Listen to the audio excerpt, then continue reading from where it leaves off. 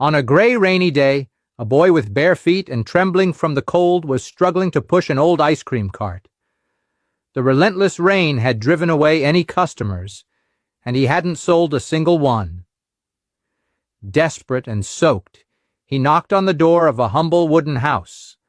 A young girl, 16 years old, with a kind look, answered. With a choked voice, the boy begged, "Please buy me at least one ice cream so I can have a hot coffee and warm up." The girl turned to her father, who was right behind her, and asked compassionately, "Dad, can we buy this boy an ice cream just to help?" The father, with a serious expression, replied curtly, "No, we're not buying anything." Seeing the disappointment on the faces of the girl and the boy, he added, "We'll do better."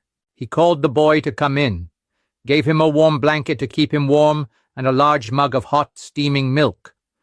The boy, with teary eyes, eagerly drank the milk, feeling the warmth spread through his body.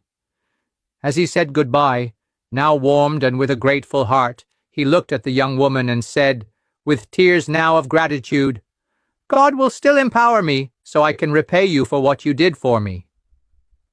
And he left. 15 years passed. The family never saw that boy again. The young woman, now a 31-year-old woman, saw her father fall seriously ill. She hurried him to the hospital.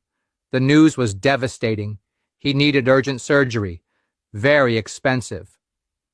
Anxious, the father told his daughter, "Daughter, the only thing we have is our house. If I have to sell the house to pay for the operation, I'd rather die. This house is all I can leave you."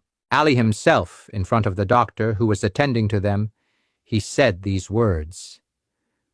The doctor, a young black and calm man, looked at the two and spoke serenely.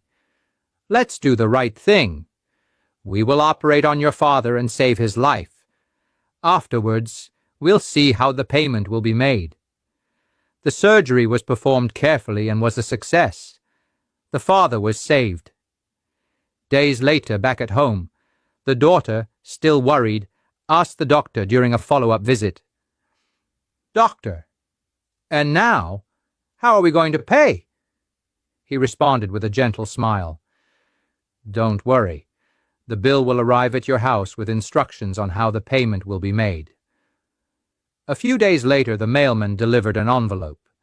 The girl opened it, and upon reading what was written, she began to cry convulsively. "What's wrong, daughter? Why are you crying?" asked the father, frightened. With a trembling voice full of emotion, she read the letter aloud.